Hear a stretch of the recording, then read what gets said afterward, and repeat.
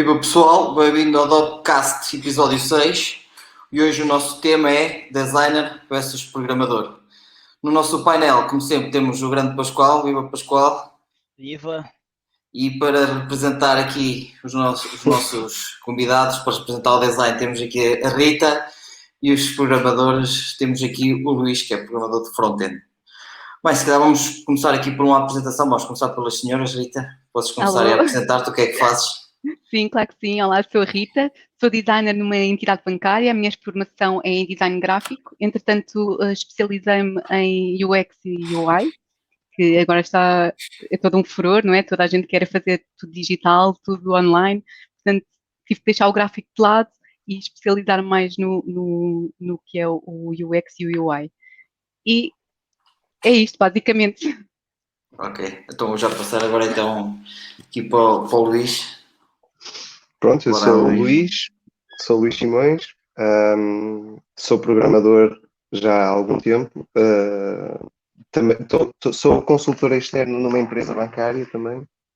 Eu já passei por outras realidades, como o e-commerce e afins. Sou programador front-end agora, mas essencialmente já toquei as bolas em quase tudo o que mexe na área da programação. E pronto, acho que é isso. Ok, pronto, então vamos começar. Eu acho que hoje eu dou sempre agora a palavra ao Pascoal para começar com as perguntas, para não dizer que não tem tempo. Pascoal, bora aí. Ok, pessoal. Prontos, nós podemos começar aqui com a Rita, porque a princípio também UX e UI, eu percebo as siglas e sei o que significa, mas queria que a Rita desse aqui tipo, um pequeno contexto, o que é o que fazes, ou seja, quais são as tuas responsabilidades na equipa ou no projeto, e talvez falar um pouco da tua rotina diária, tipo, nesta área. Ok. Sim, ok, então, UX, UI, UX, User Experience, o que é que isto significa? Que vou ter que tomar conta daquilo que o utilizador vai ver, ou seja, tenho que garantir, na realidade, que todo o utilizador, quando pega num computador, num device que seja, que a experiência que vai ter seja a melhor, que é para não desistir. Neste caso, imaginemos, eu trabalho num banco, quando o cliente está a entrar na aplicação bancária ou no site bancário, que não vá desistir e vá para outro banco, né? É isso que nós queremos que ele seja, que fique ali afincado àquele site, ou neste caso à aplicação, se tiver. O que é que vai acontecer? Com a User Experience, eu vou detalhar todo o percurso, que, como designer, vou detalhar todo o percurso, todos os fluxos, faço desde o A ao Z, literalmente, que é se ele tem que ir aqui a este botão, se vai para o botão seguinte, onde é que ele vai clicar, qual é as zonas em que ele vai olhar, que é para destacar o que é que nós queremos vender. Pronto, isso é todo o fluxo de User Experience. O UI é User Interface. O que é que eu faço no User Interface? Todos os interfaces que passamos para os devs, não é? Ou seja, fazemos o fluxo, fazemos todo esse fluxo, passamos o layout todo para os devs.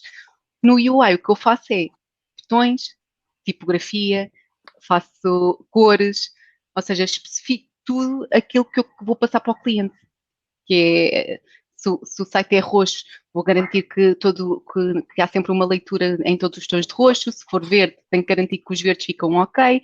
Vou passar isso para os developers a dizer que os tamanhos são estes, os botões são esticados, são redondos, têm cantos, não têm, que é para haver um contexto também na marca, é para ficarmos ali com uma marca visual toda alinhada. Ok. Então, só aqui para unir os temas, Simões, já como a Rita mencionou, que praticamente eles fazem toda essa parte da experiência do utilizador, né? E a interface gráfica.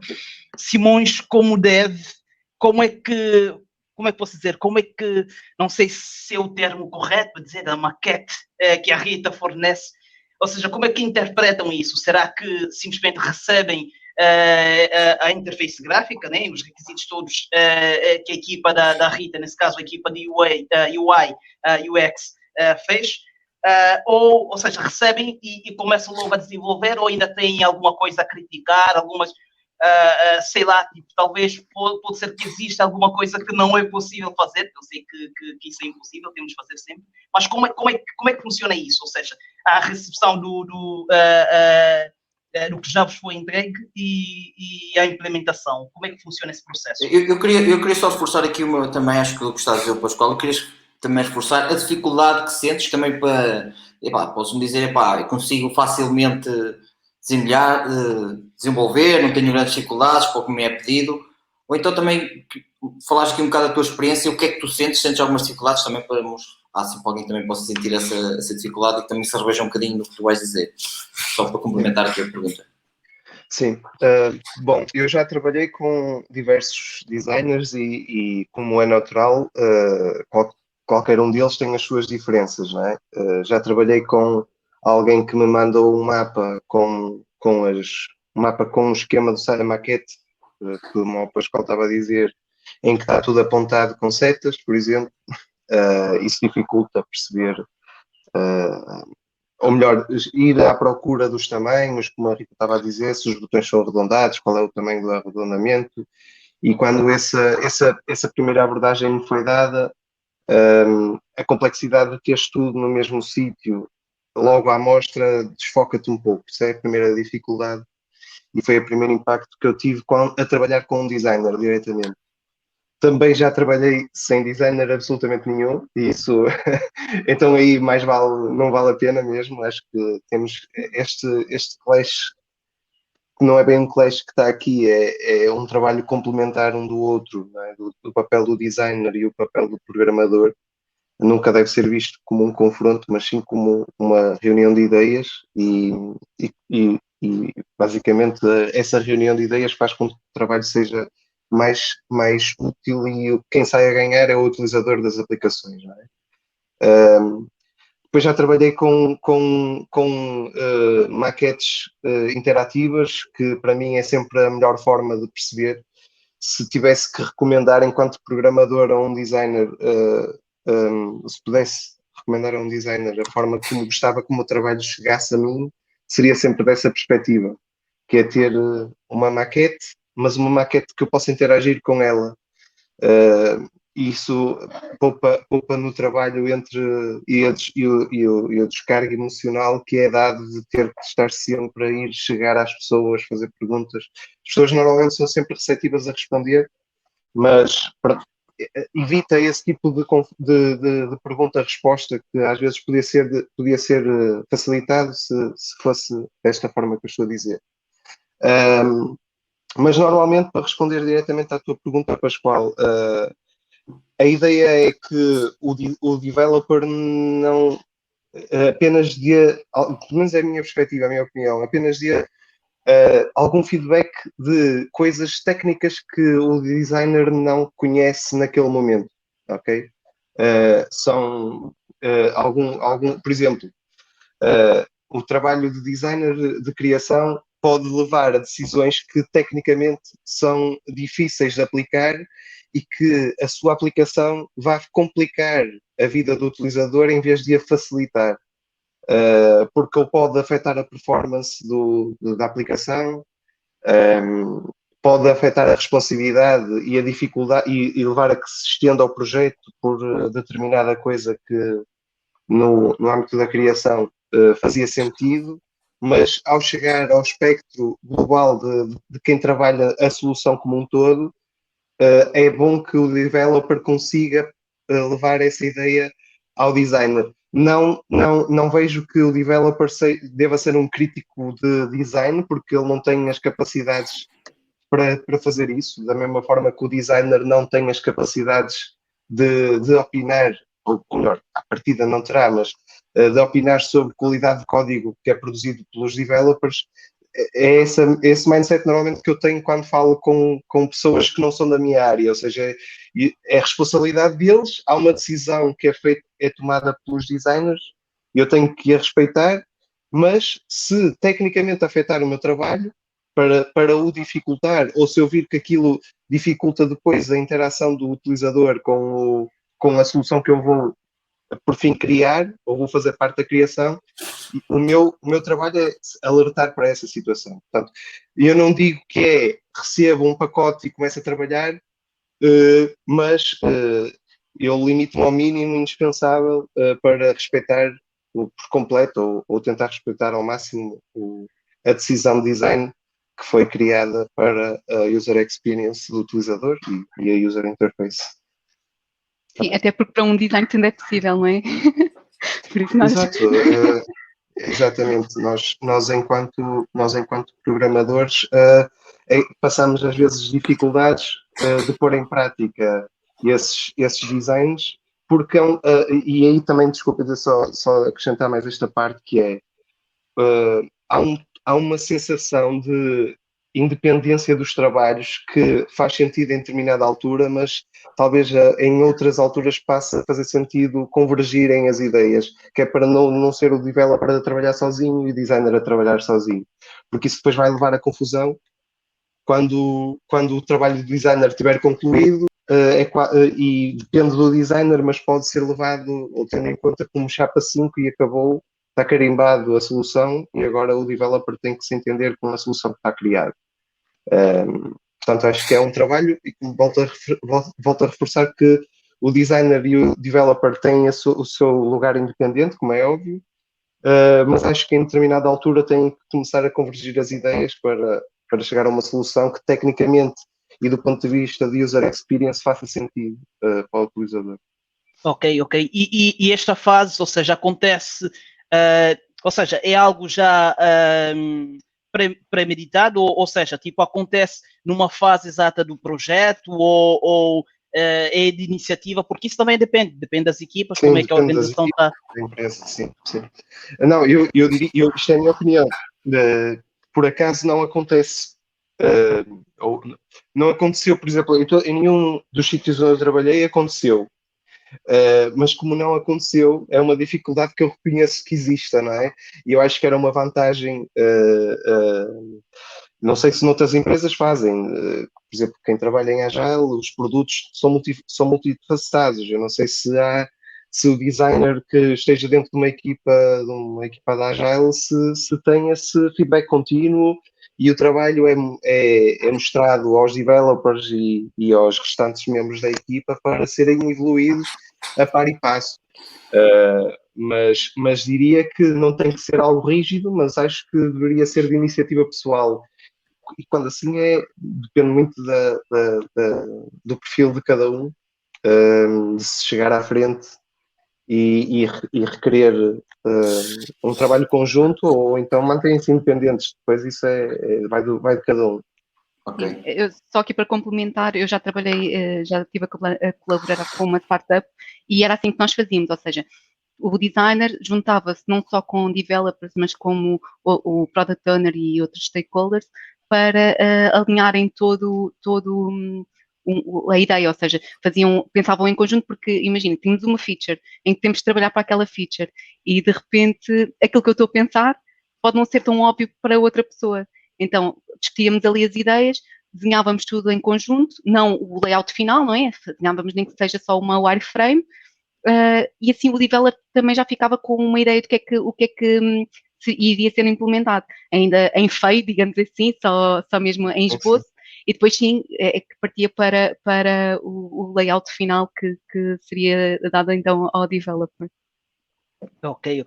E do lado dos designers, será que há algum, como é que posso dizer, estás a ver aquele pensamento, aquele sentimento mais, nem que posso assim dizer, de pensar, ou seja, não, será que isso não está muito complexo? Será que, ou seja, há momentos, ou se já houve, tanto para designers, tanto para programadores, momentos em que a tecnologia impossibilitava a implementação de um requisito, ou seja, de uma maquete fornecida pelo designer. Ou seja, sim, estou a perceber. Sim, do lado nós designers, dos designers, para nós designers os developers são aqueles que nos cortam as mãos. estão sempre a estragar tudo o que nós fazemos, basicamente. Os Nós designers entregamos tudo bonito, branca. cheio de fogo de artifício, tudo floreado, vai o developer e estraga-nos aquilo tudo. Por isso é que eu acho que é importante termos nem que seja 15 minutos de conversa sempre com os developers para perceber quais são as limitações e o que é que são as possibilidades. Já para evitar todo este refazer trabalho, porque depois acaba por ser o refazer trabalho de designer como refazer trabalho do developer, porque imagina, faço uma coisa, para mim está espetacular, para todos, para quem viu está espetacular, o utilizador adora, de repente entrego a maquete, tipo, vai o developer e diz, olha, desculpa, não pode ser, ardeu. Estás a ver isto que fizeste? Ardeu. Já esqueciste. Então, ter que estar a refazer tudo, pá, é inconcebível, não dá. Estamos a perder trabalho de nós. Às vezes também acontece com os developers, que nós entregamos certas features que fazem todo o sentido, eles fazem, desenvolvem, perdem imenso tempo porque tem que ser assim, e de repente, olha, não, esquece, não vai ser assim e tenho que refazer tudo o que fazem, o que nós entregamos. Portanto, não faz qualquer tipo de sentido, não é? Por isso, sim, eu diria que faz todo o sentido haver este tipo de conversas para que evitar haver o refazer trabalho tanto de uma parte como da outra. Sim, da parte técnica, da parte de desenvolver, como alguém disse há pouco, não sei se foi acho que foi tu, Pascoal, que nada é impossível, não é? Na parte da programação não há muitos impossíveis, e a cada ano que passa nós tomamos consciência disso. Mas a dificuldade e a relevância de algo, uma feature que um designer, como a Rita estava a dizer, com explosões ou confetis ou pessoas a escalar no ecrã, vamos imaginar bonequinhos a lutarem um com o outro. É possível do ponto de vista técnico, agora fará ou não sentido, é extremamente necessário que isso seja dessa forma e traz uma vantagem fulcral para o utilizador e vai fazer a diferença em relação, por exemplo, como a Rita estava a dizer, para outro banco, aquela feature vai fazer a diferença e vai cativar mais o cliente do que no banco A do que no banco B, ou na empresa A do que na empresa B. Vai depender muito disso, não é? O developer nunca é um travão a fundo, em termos, porque nem tem essa capacidade. O developer, nós chamamos-nos os code monkeys, não é? Nós damos trabalho e nós fazemos. Quando conseguimos dar os nossos 5 cêntimos para ver se fazem alguma diferença, damos, mas se houver uma relutância na decisão, nós vamos ter que desenvolver e, portanto, tanto serve para o designer, não é? Como, por exemplo, a meio de um projeto, mudarem algum requisito e tu tens que refazer tudo. Tu podes espernear, até pode resultar, mas pode não resultar e vais ter que refazer tudo o que fizeste. E nem sempre é culpa do developer quando isso acontece. E na lógica MVP acontece imenso, não é? Que temos todo um projeto e de repente, olha, acaba com isto tudo. A lógica MVP é assim, um bocado, num contexto agile tem uma noção, mas depois em contexto real tem outra completamente diferente. Eu agora, eu tinha só aqui uma pergunta que eu acho, é também uma pergunta, mas também é uma coisa que eu também já vi, apesar de nunca não ter feito muito front-end, mas vocês não sentem que se calhar havia necessidade, por exemplo, Luís, trazer se calhar o designer um bocadinho, eu não estou a dizer que tenha que entrar para o nosso mundo, mas, por exemplo, já existem frameworks que têm alguns standards, né? Até de botões, etc. E se calhar mostrar também agora aqui um bocadinho até nível mais técnico, para também facilitar aqui o nosso desenvolvimento. Estás a fazer uma aplicação que tem uns botões, tem umas caixinhas, coisas que são tipo standards. Se tu trouxeres, ou tu me disser, olha, existe aqui este framework, já traz isto aqui de standard, tipo mais, não precisa andar aqui a desenhar o botão e pôr mais clarinho, e pôr mais, sei lá, mais formatado. E se trouxeres, se calhar houver aqui mais uma aproximação, não estou a dizer que a Rita neste momento chega lá e tinha que começar aqui a saber todas as frameworks que já existem, que já trazem esses standards todos, mas se calhar se mostrasse, se houvesse essa aproximação, não poderia também facilitar a vida? Eu vou falar do ponto de vista técnico. ok? Depois a Rita Sim. defende-se. Exato. Mas Agora a batalha, vamos embora. não. Eu não vou abrir lugar à batalha. Acho que sim.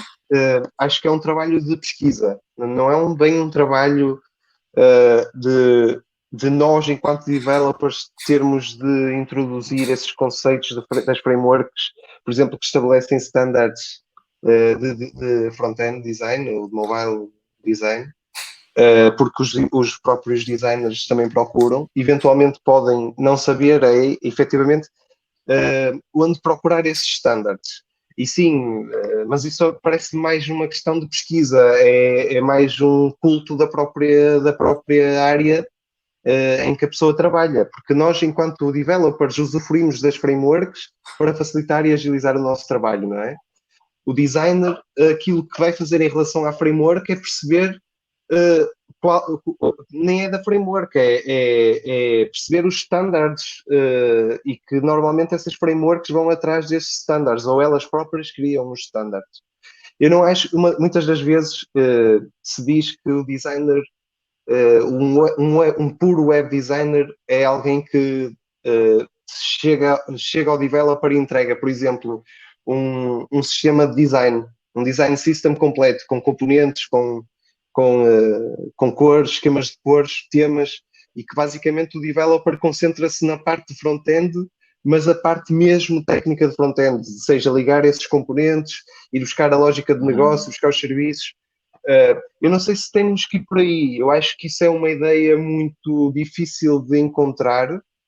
Não sei se só em Portugal, mas sei que na América existe muitos virtuosos que entram pelos dois mundos. E muitas das vezes entram por necessidade pessoal, por quererem conhecer qual é as dores de um developer, não é? Porque é muito... Na nossa área, eu não sei se isto vai ser assim um bocado polémico, mas eu diria que é muito mais fácil alguém da nossa área, alguém fora da nossa área entrar na nossa área, porque é muito mais lógico e a vida toda é seguida à base de lógica, portanto as coisas fazem sentido mais rápido do que a parte de nós, lógicos, sermos criativos, não é? É muito mais difícil essa ponte. Por isso é que se vê muita gente a dizer que o web designer devia saber mais sobre as componentes técnicas de desenvolver aplicações na perspectiva de front-end. Mas eu não sou defensor dessa estratégia. Eu acho que o designer é bom designer e que para ser bom designer tem que, numa determinada área, tem que se informar e pesquisar e saber quais são os estándares dessa área para facilitar a própria vida dele e a vida de quem o trabalho que o designer produz vai ser agarrado e desenvolvido, não é? Mas agora a Rita, se quiser, defende a sua... Eu estou de acordo no sentido em que devia haver sempre um design system, ou seja, nós devíamos sempre, independentemente de haver as frameworks que já existem, todos nós, seja em que marca for, devíamos ter sempre um style guide implementado. Isto porquê? Isto vai ser super importante porque imagina, hoje temos 13 developers a trabalhar connosco, sai um, vem outro, e depois, onde é que está o style guide? Ele vai e vem fazer as coisas, não há um guia, ele vem fazer e depois vai o designer atrás dele e dizer, desculpa lá, o que é este então que tu implementaste? Não tem nada a ver com todos os que estão implementados no site. E daí ser tão importante ter este style guide. E o mesmo para os designers, ou seja, tu crias todo o style guide e hoje estamos a trabalhar 20 designers todos em conjunto, vem mais um, não sabe o que é que está a acontecer porque não há um style guide e vai fazer coisas completamente diferentes. Vai meter um verde mais claro, vai meter um azul que não existe em lado nenhum e faz toda a diferença. Quer dizer, não podem chegar pessoas, porque há muita repetitividade hoje em dia nas empresas, não é? E não faz sentido não teres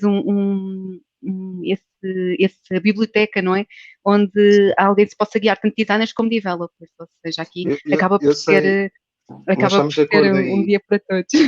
Onde eu estava a querer chegar é que há muita gente que defende que o web designer não se compromete só a fazer as maquetes, não é? E a indicar como é que a maquete foi criada para o developer pegar e seguir caminho, não é? Para implementar essa maquete. Onde eu estava a querer chegar é que muita gente defende que o web designer tem que ele próprio, tecnicamente, desenvolver esse design system, estás a ver? E as componentes para o developer usar, sem que o developer tenha que os construir, estás a perceber? Eu sinto uma angústia a olhar para código, por isso eu sou web designer pura, estás a ver? Eu sou apologista que o designer deve ser designer e não... Ok, se souber algumas noções de código, está perfeito, melhor, lá está, para saber também as limitações e encontrar possibilidades no projeto de design. Agora, é uma angústia para o designer olhar para código. Mas só agora uma questão, mas se calhar até levando isto, eu não sei qual é que foi que curso é que tu tiraste, depois tiraste uma especialidade mais virada para a parte do desenvolvimento, tipo mais web, não sei o que mais, a parte da tecnologia. Mas pode ser que seja falta, isso não devia ser também na faculdade, se tirares só uma área. Mas eu também, posso, não sei se vou falar pela Rita, mas eu acho que os designers gráficos têm cadeiras de programação. Nem que fosse só para criar aquele bichinho para ter, lá está, para ter aquela. Tipo, para ir pesquisar, para ir procurar, para ter, como estava a falar há um bocado o Luís. Sim. Sim. Eu acho que hoje em dia isso é o que acontece, que as faculdades estão mais viradas para que um designer seja um faça tudo. Mas isso também é o que hoje em dia as empresas querem, que é uma pessoa que faça tudo. Ou um developer que saiba fazer design, ou um designer que saiba codificar. Sim. Okay. Olha, aproveitando aqui... Deixa-me só acrescentar. Sim, hoje em dia, a Rita há pouco estava a dizer, logo no início a apresentar-se, indicou que tirou design gráfico e depois se dedicou à parte digital de UX UI, porque era por onde o design estava a ir no sentido que ela queria, ou que ela podia explorar, não é? E neste momento, as faculdades que eu conheço, eu sou de Barcelos e aqui tenho um Instituto Politécnico do Cabo de Idoabo, que é muito reputado na parte de design. E sei que essa escola dava no seu curso de design gráfico, dava uma introdução à programação web. Mas sei que também criaram um mestrado em design digital, acho eu, que é totalmente focado, por exemplo, em carreiras como a da Rita, não é? Neste momento. E eu acho que isso é o que cada vez estão mais a fazer, que na minha altura não havia nada disso. Ou seja, tiravas o gráfico e depois, se quisesses fazer alguma coisa por autorrecriação, fazias tu. Tinhas os Googles da vida para ires aprender. Mas hoje em dia todas as faculdades começam a fazer isso, que é tiras uma especialização no mestrado nesse sentido de aprenderes ao código ou o que seja para enriquecer o teu currículo. Ok. Bem, vamos deixar o Pascoal fazer perguntas, senão depois ele vai deixar ao fim, porque eu tinha aqui tantas perguntas e não consegui fazer nenhuma. Sim, não, a princípio é que é um tema muito interessante, estamos aqui com dois lados, mas muito importante, porque imagina se tivéssemos apenas tipo back-end e um terminal, os utilizadores seria o caos. Pronto, mas simplesmente quis aqui perguntar um pouco, é que eu desconheço nesta vertente de tanto front-end como de design. Vou começar aqui a separar, tipo, será que podias dizer, Rita, algumas características assim de um bom designer? Porque nós temos sempre aquele estereotipo, olha, um bom programador tem de ter um espírito crítico, um raciocínio lógico e tem de ser autodidata. E como é que funciona isso? Tipo, os tais estereotipos, não sei se são mesmo, do lado do design. Para mim, um bom designer é um bom ouvinte. Ou seja, um bom designer é aquele que é capaz de conversar com várias pessoas, conseguir ouvir, reter tudo o que as dores dos clientes, as dores de quem está, do product owner, de todos os stakeholders, que é para conseguir dar a melhor oferta possível no final, não é? Ou seja, se fores um bom ouvinte, vais ser um ótimo designer, de certeza, porque ouvir é essencial. Portanto, para mim essa é a base fundamental, não é? Porque lá está, se não conseguires responder ao que é pedido, pouco ou nada te importa se desenhas muito bem, se faz uma estrutura ou já tiveste tido prémios noutros sítios quaisquer, pouco ou nada te importa, não é? Exato, exato. E do lado do front-end, Simões, o que é que achas que seria um diferencial, principalmente para um back-end e um front-end, neste caso front-end? O que é que achas que faz de um front-end um bom front-end? Pá, estás a dizer um front-end developer, certo? Sim, sim, sim. Eu não sei, por exemplo, as características standard de um programador, como tu as indicaste, são as normais. Que se tu tiveres espírito crítico, vais conseguir olhar para um design que te chega às mãos e olhar para aquilo e conseguir extrapolar aquilo para uma solução técnica. E perceber logo se tens ali ou não problemas, portanto, isso é importante. Depois o autodidata acho que também é importante, porque tu vais ter que mexer, vais ter que ter noções que normalmente não são muito ligadas à lógica, são muito mais ligadas a preencher espaços num ecrã e tens que perceber mais ou menos como é que essa matemática se conjuga, não é? E acho que tens que ter o gosto, essencialmente, normalmente é isso que eu vejo nos perfis das pessoas, que é teres o gosto de produzir algo para um ecrã que seja utilizado por outras pessoas, porque há muita gente, principalmente back-end developers, aquilo que gosta mesmo é de perceber que tem controle sobre o sistema. E um front-end developer sente gosto em ter o controle sobre a forma como o utilizador joga dentro da sua aplicação. Portanto, acho que mais ou menos essa é a diferença entre o perfil de front-end developer e o back-end developer.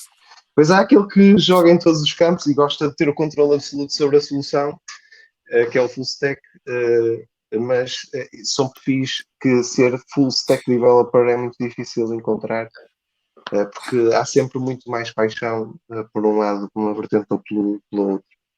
E eu já passei pelas duas, portanto posso dizer que eu perdi algum interesse na primeira, ou seja, nesta do front-end, e depois voltei a recuperar com muito mais força do que quando deixei. Eu tenho agora aqui uma questão que eu acho, pelo menos é que eu sinto, depois vocês podem dizer se também sentem isso ou não. Por exemplo, a Rita, por exemplo, que é designer, não deveria fazer parte da equipa de desenvolvimento? Tipo, estar ali, tipo, epá, ok, está bem, se calhar ela está, acredito que a Rita não faça só para digamos, para um projeto, tipo, não trabalha só no projeto porque é designer se calhar de uma empresa, mas não devia estar mais próxima, os designers, neste caso, não deviam estar mais próximos da equipa de desenvolvimento, fazer mais parte da equipa de desenvolvimento e não se calhar, por exemplo, se calhar fazer parte da equipa lá está, do marketing ou de quem anda a pedir as soluções. É uma questão. Vou começar eu primeiro só para ajudar a Rita. Eu acho que ainda não se percebeu muito bem o papel de um designer numa empresa. Porque lá todos está, são normalmente. Pronto, exato, e acabar aí, não é? Que é toda a gente que acha que é a mesma coisa quando tu vais se calhar, talvez a mesma coisa quando as pessoas vão a uma galeria de arte, não é? E olham para um risco e dizem, que risco? Isto é um risco. Eu tenho uma opinião crítica sobre isto, tipo, aquilo que é produzido como uma imagem são muitas horas, muitos dias a olhar para aquilo, a doer a cabeça. E o que as empresas acham é que o trabalho do designer sai aquilo, não é? Ou se não sai aquilo, há de sair aquilo, não é? E a necessidade de ter designers numa empresa só se nota quando só tens um. Depende das empresas, mas há empresas que têm mais que um, mas há empresas que só têm um. E quando só tens um, tu vais sentir que alguns dos projetos paralelos começam a ser prejudicados porque só tens um designer. E depois o designer, se calhar, vai se sentir mais agarrado a um projeto do que aos outros todos. E os outros vão sair aquilo. Portanto, eu não acho diretamente que tem que estar numa equipa de desenvolvimento. Eu acho que, como disse no início, devia estar numa equipa em convergência com os developers para fazer, como a Rita também falou, e se calhar ela vai reforçar essa parte, mas eu acho que as empresas têm que começar a olhar para os designers como elementos fundamentais para a evolução da própria empresa e não como uma peça que tanto serve para dar uns toques em imagem para produzir publicidade, como serve para dar uns toques para produzir uma feature qualquer para uma app. Não pode ser visto como o biscateiro das coisas bonitas, porque isso é um bocado esquisito. Mas pronto, Rita, se calhar. Não, é isso, eu compreendo o que é que eu gostava de dizer, mas lá está, se houver uma empresa com vários designers, que estes sim sejam repartidos por vários departamentos, ou seja, se tiveres um departamento de comunicação, um departamento de marketing, um departamento de IT, que tenhas vários designers alocados, imagina, tens um designer que é UX UI, vai para o IT, que é para trabalhar fundamentalmente com os developers, porque não te faz sentido teres um designer que faça campanhas de publicidade com vocês, para que é que isso nos interessa, não é? Não, Exato. na realidade não vai lá estar a fazer nada, ele vai estar a fazer faz uma parte do campanha, nosso um trabalho. outdoor, não está dentro do scope, é só um outdoor, estar dentro da equipa de desenvolvimento não faria sentido. Mas sim, se houver só UX UI, sim, faz todo o sentido estarem a trabalhar diretamente com os developers, independentemente de terem 1, 2, 3 projetos. Agora, é preciso que haja vários designers com várias vertentes. Se for para fazer campanhas, vão para um lado, se for para fazer, imaginemos, PowerPoints, vão para o outro. Se for para alinhar tudo o que seja comunicação interna, vai para outro.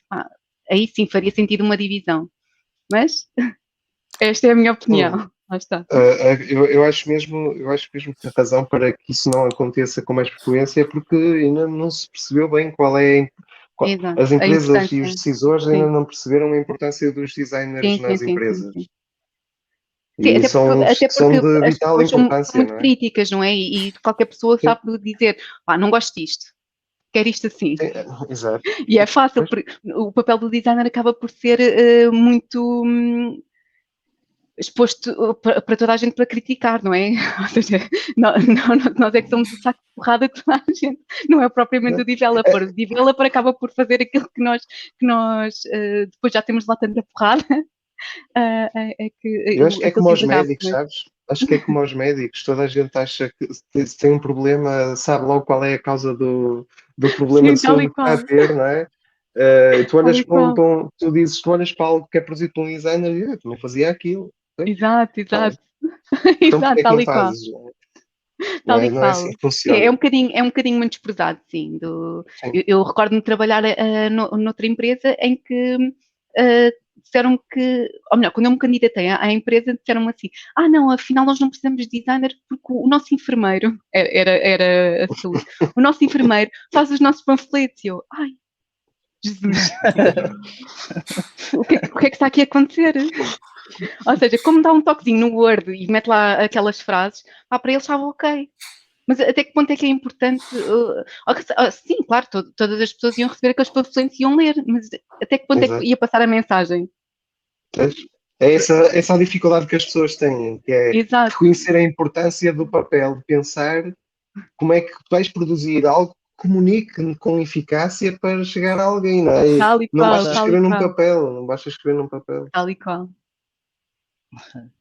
Ok, é isso. E aproveitando aqui este momento, podias dizer, Rita, exemplo, do lado dos programadores, nós temos repositórios como GitHub, GitLab e ali afora, onde nós podemos guardar alguns exemplos nossos, também podemos fazer vamos assim dizer, projetos mesmos, tipo maquete, ou resolução de um algoritmo, ou algo assim qualquer, onde nós temos os nossos exemplos técnicos.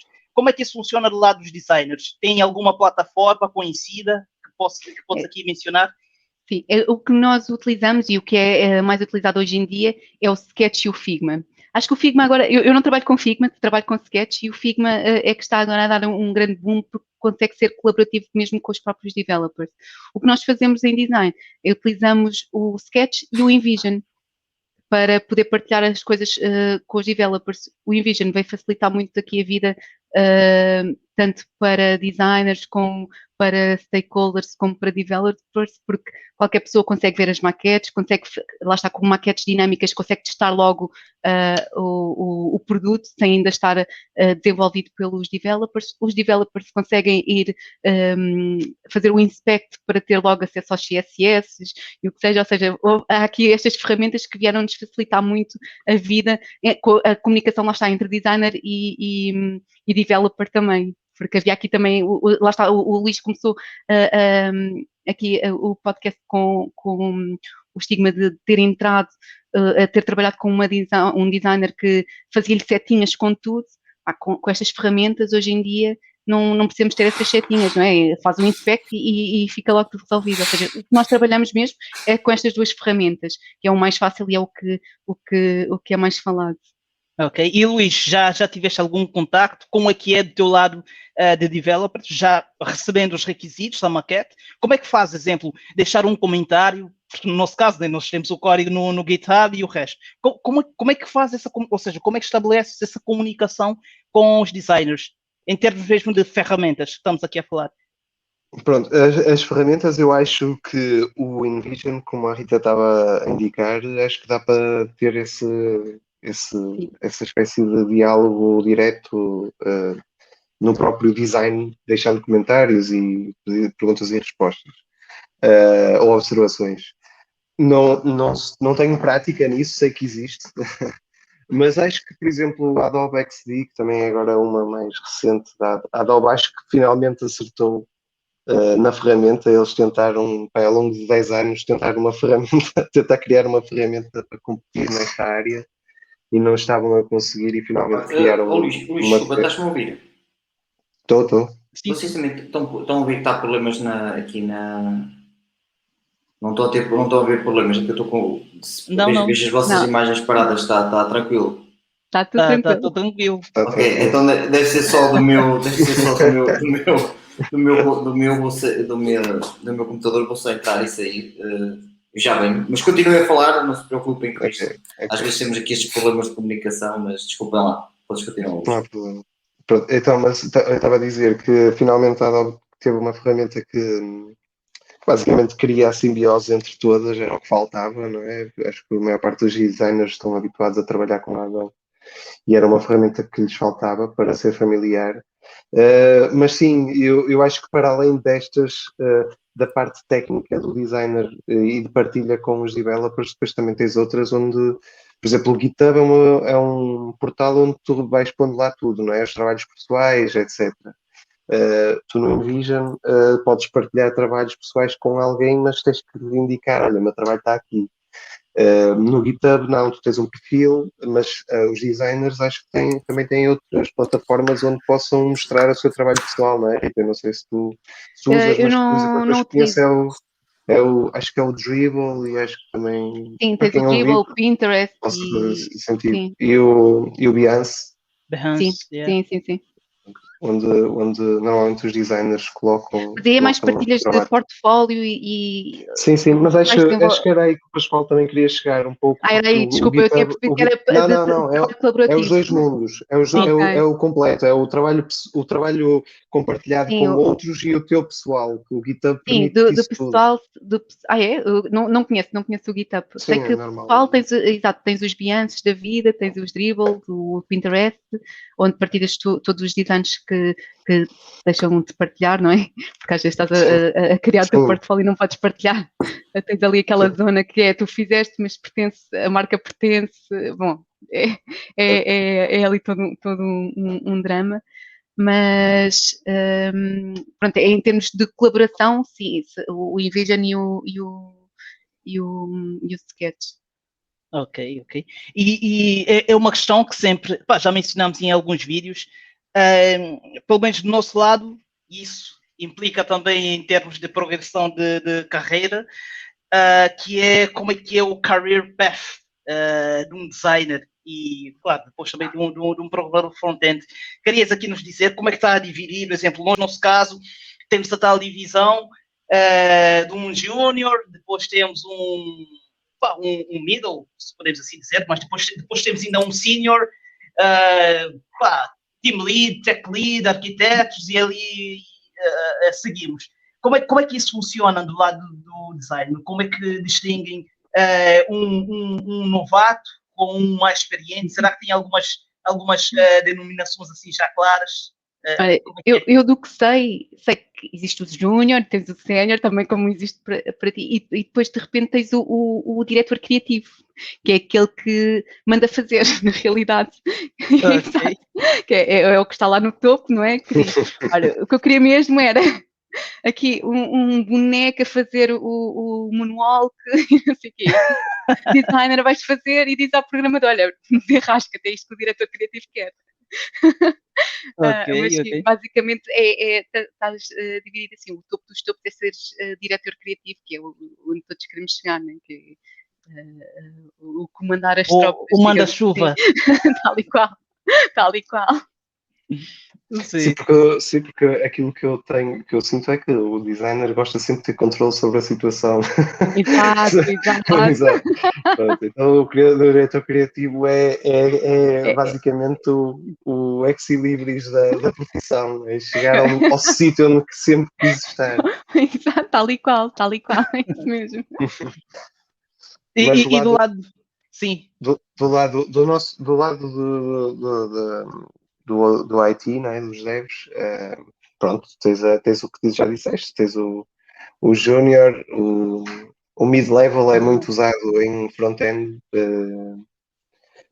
normalmente em propostas de trabalho, preza-se muito pelo mid-level, porque significa que a pessoa já tem alguma experiência, não é sénior, mas já tem experiência necessária para alavancar as necessidades da empresa.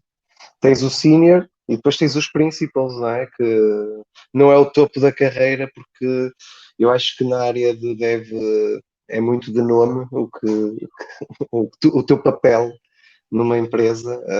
Por exemplo, technical leader depende muito da empresa para onde fores e o que isso significa. Arquiteto depende da empresa de onde fores e o que é que isso significa. Principal normalmente é uma espécie de diretor criativo, não é? Fazer a comparação, fazendo a comparação. Mas eu acho que o topo da carreira de um programador mesmo, o topo de um programador, não, de alguém que esteja ligado ao IT, porque o topo da carreira de um programador é chegar a principal developer, não é? Isso é o topo da carreira de um developer. Mas normalmente na nossa área, o topo será sempre chegar a CTO, não é? A Chief Technology Officer, portanto, será sempre o lugar quase de diretor criativo também, mas já a um nível muito mais elevado, quase ao nível de CEO. Exato, exato. Olha, ainda estamos aqui com a falta do Hugo. Pois. Já estamos quase a atingir o tempo limite. E ele talvez ainda tenha aqui algumas perguntas. Não sei o que é que se calhar está com problemas, deve ser do calor. O modem deve ter dilatado. Devia ter utilizado menos dois. Está a mandar só para o vizinho a internet. Está ali o... Desculpa lá, fiquei aqui com problemas de comunicação. Acontece, às vezes acontece aqui. Mas pronto, não sei em que ponto é que iam. O Pascoal estava a falar sobre a carreira. A carreira, exato. Okay. Ainda ouvi essa parte, mas depois tive mesmo que reiniciar o computador. Mas pronto, não sei se depois qual agora tens mais alguma pergunta. Não. Força se tiveres. Pronto, não sei se calhar eu também assim para agora também já não tinha mais nenhuma pergunta. Eu acho que também já estamos quase na nossa hora. Eu peço desculpa por o que é que aconteceu. Vocês não sei se com um comentário final, se o Luís não quer dar aqui algum comentário também final, passo depois para a Rita para falar aqui um bocadinho sobre o que queiras dizer. Podes dizer que os designs não valem nada, não sei o quê. E a Rita pode dizer que o pessoal se molda igual. Exato, Aproveitem agora para falar um bocado, que aqui podem falar à vontade, aqui ninguém ouve. E esteja à vontade. Acho que alguns dos reforços em termos de comentários já os coloquei, que é se calhar começarmos a ter uma visão diferente, a maior parte dos developers terem uma visão diferente do papel do designer. e olhar para um trabalho de um design com o respeito necessário que esse trabalho tem, que é tal e qual o nosso. Cada um tem a sua carreira e cada um produz aquilo que sabe produzir, não é? Que é para não haver estes clashes de design versus developer, porque acaba sempre é porque na realidade tu tens Diz. aquela relação amor-ódio, não é? O designer programador é o amor-ódio, literalmente. Exato, porque nós adoramos ter o trabalho feito. Nós não somos capazes, enquanto developers, é uma afirmação um bocado complexa, mas eu diria que dificilmente nós conseguimos ter a capacidade que os designers têm de fazer o trabalho que fazem. Eu falo por mim, eu considero que sou bom a fazer o que faço, mas não sou bom a fazer o trabalho que fazem antes de chegar a mim, não é? Isso era impossível para mim pensar, eu não consigo olhar para uma folha branca e esquematizar algo que faça sentido depois num ecrã. Não consigo, eu respeito muito as pessoas que criam as aplicações, não é? Os designs das aplicações que eu uso diariamente. Acho que são os primeiros a pensar no nosso conforto enquanto utilizadores, seja do que for, não é? Nós somos, Eu os partilho da developers mesma somos dor. um motor para que isso aconteça, basicamente. Eu acho que os papéis podem estar assim definidos. É claro que há virtuosos, mas eu acho que é uma exceção. Diz-me só uma coisa, Luís, o que é que mais irrita quando abrem um bug? Um designer abre um bug. O que é que mais irrita? O que é que mais irrita? É dizer assim, pronto, pai, já estive a fazer aquilo, tenho outras coisas, tenho outros bugs que são mais, são mais difíceis de resolver e não me apetece estar a mexer 20 pixels uma coisa para a esquerda. Pronto, se calhar é isso que mais me irrita. Olha, agora Mas depois acabo falando por compreender. agora falando disso, pronto, eu já ia dizer que não tinha nenhuma pergunta, mas agora surgiu-me aqui uma, que é, vocês não acham, se calhar a Rita acha, que o design fica às vezes comprometido devido quando as entregas são mais curtas, não é? Tipo, e os prazos são mais apertados, o design não fica sempre muito mais comprometido, que é sempre a última coisa. Completamente. Completamente. E depois tem os bugs, aquele bug do e este pixel era um bocadinho mais para a esquerda. 2 pixels à esquerda. Este então, pá, 20 pixels em cima estava perfeito. E daí a minha pergunta dos bugs, o que é que mais irritava? Porque eu tenho noção que nós, enquanto designers, olhamos muito ao detalhe, não é? Coisas que mais ninguém vê, é um pixel que ninguém nota. E daí estar a perguntar isso, porque sei que com os MVPs, toda esta parte da rapidez e não sei o quê, que toda a gente começa a fazer os serviços, não é? Montas os serviços todos bem montadinhos e de repente o design, 3 pancadas. É um corte de expulso aos designers, que é uma coisa. Eu acho que nos projetos se for para tirar gorduras, entre aspas, já se sabe sempre onde é que vai calhar a gordura, não é? É como nós, quando engordamos um pouco, normalmente a gordura canaliza-se toda na zona da cintura, não é? Portanto, sabe-se logo onde é que ela acabará por desaparecer. Nos projetos, infelizmente, a decisão calha sempre a menosprezar aquilo que se calhar é o mais importante, que é aquilo com que o utilizador mexe. Mas pronto, acaba-se por sempre chegar a uma decisão de compromisso mas por acaso estavas a dizer algo que era a cena do perfeccionismo e do detalhe. Há uma questão curiosa que é, normalmente o developer é sempre aquele nerd curvado, não é? Está sempre curvado. É aquele meme conhecido que é o developer junto ao ecrã, junto ao teclado. E o designer é aquele meme que está sempre a olhar, está sempre a olhar para ver se os pixels estão direitinhos ou não estão direitinhos. Portanto, é muito nós parece que estamos ali mesmo o mínimo necessário para nós cérebro, não é? E é por isso é que eu te digo que normalmente aquilo que mais irrita é se tu abres um bug que seja puxar 5 pixels para a direita ou para a esquerda ou para cima ou para baixo uma determinada caixa, um botão, e depois ao lado temos um bug que diz este cálculo não está a funcionar. Olhar fazer? para nem é o que é que vamos fazer, é olhar para aquele bug, a primeira pergunta que é a sério que está aqui? A sério que está aqui? Quer dizer, isto é que é importante resolver agora. Exato. Mas é importante resolver, porque senão as coisas perdem É o isso, equilíbrio. é isso.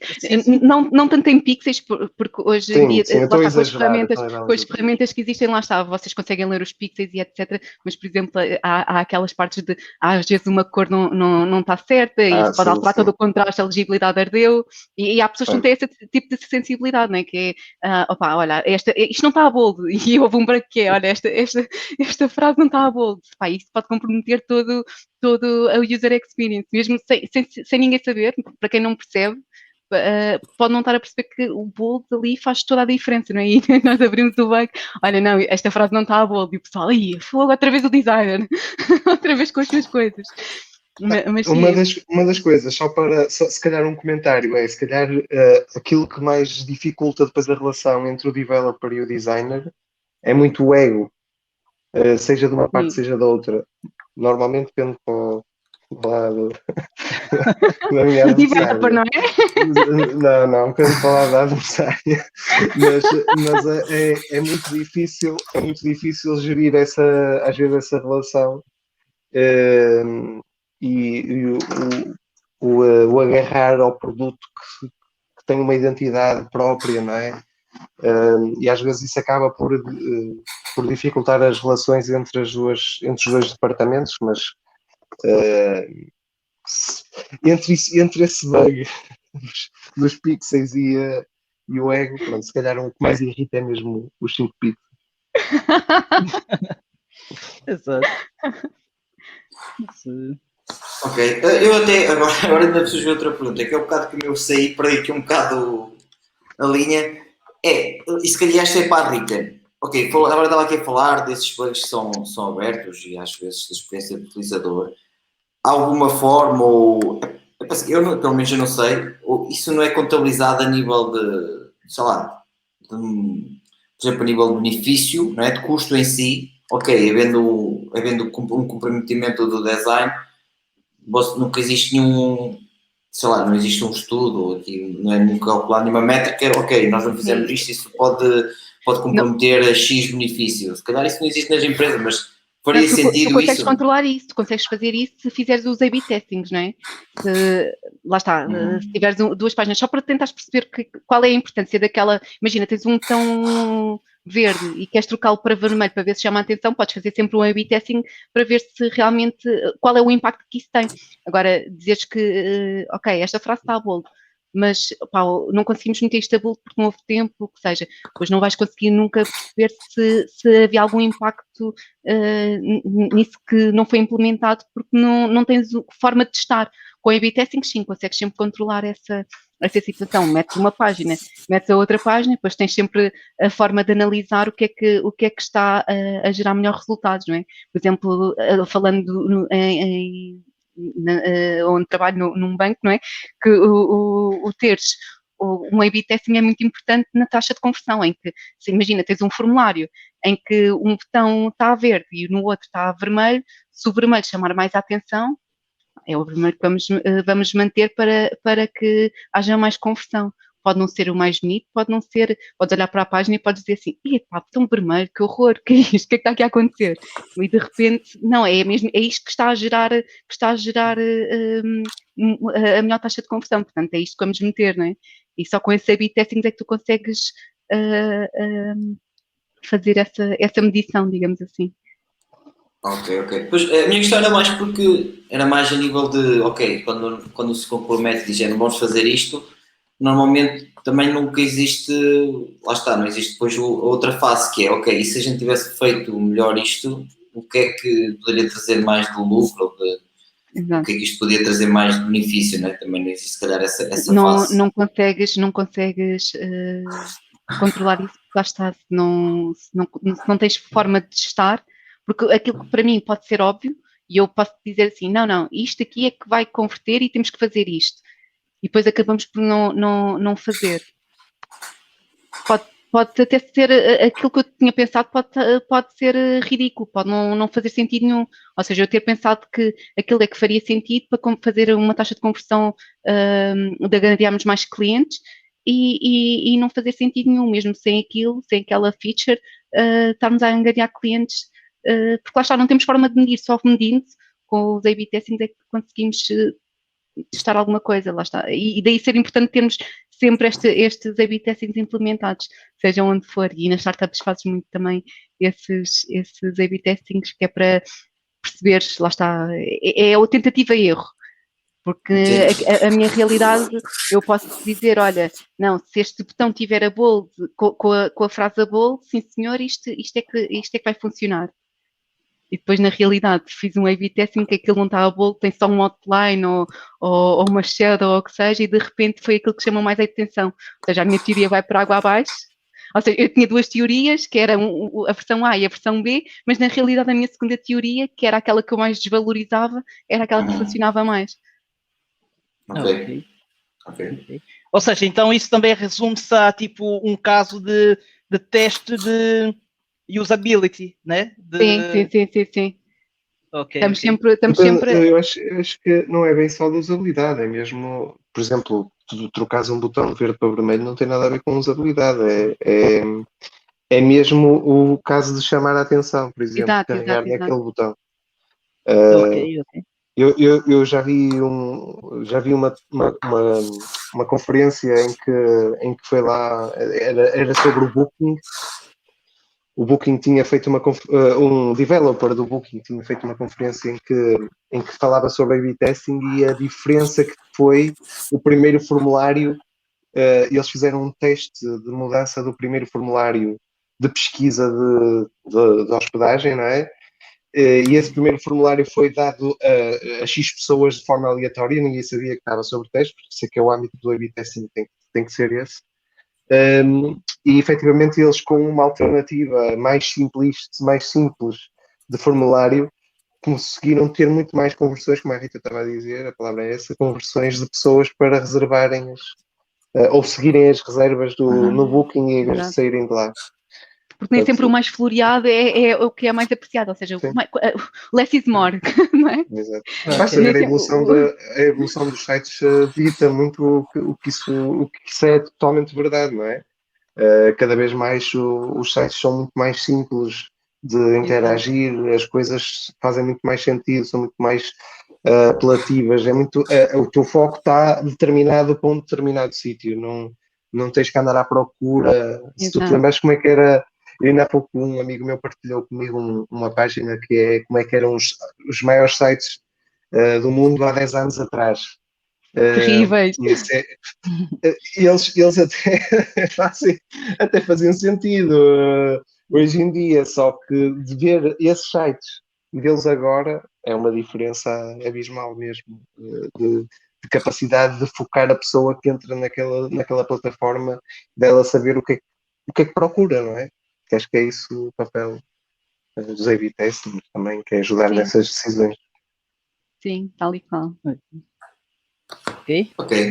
Pronto, agora já estamos mesmo quase no fim. Normalmente o podcast é no máximo 1 hora, já estamos a ultrapassar aqui, mas hoje também éramos um tema interessante. Éramos mais audiência. Éramos mais, não é? Eu também tive aqui problemas com o meu computador, mas pronto, nos foi resolvido, espero que tenha gravado tudo na mesma. Ok, quero então agradecer para já ao Luís, obrigado Luís por teres participado, à Rita também. Quero também agradecer especialmente à Rita, porque foi ela que fez o nosso logotipo. Se não gostarem, podem sempre reclamar. Exato. Okay, foi ela que fez, por isso, quem não gosta, pode sempre reclamar.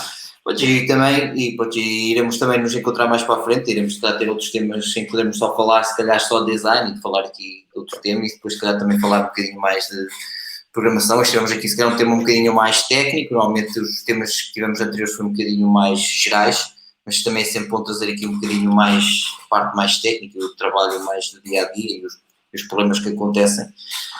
Neste caso trouxemos estas duas áreas, o design com a programação. Pascoal, também tens mais alguma coisa para dizer ou está tudo? Não, Não está tudo, a não ser agradecer aqui os nossos convidados, nossos amigos, Luís e Rita, muito obrigado. Obrigada. Obrigado pelo convite. Ok. E agora eu ainda não tinha feito esta promoção, mas agora como já estamos a ficar um bocadinho mais pró, já vamos para este é o nosso sexto episódio.